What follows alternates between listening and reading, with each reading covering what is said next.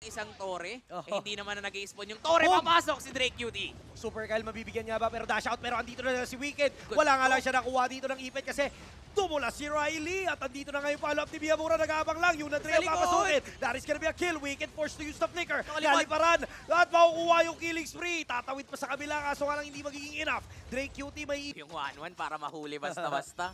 Conceal play, conceal play.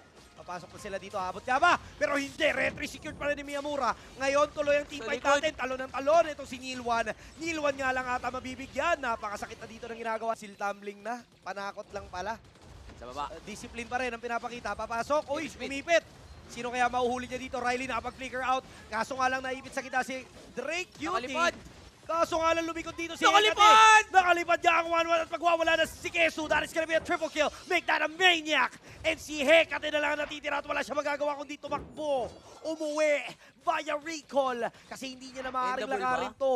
Pero mukhang endable kasi apat na magpupush mula sa side ng HG Rock Prime. Kailangan manahe ni Hecate. Sakto din naman yung spawn ng mga minions para ma-delay. Pero ngayon, matagal-tagal pa Aray! bago mag-spawn yung mga kampe ng FLCA and si Hecate. Hindi kakayanin. That is gonna be a clean sweep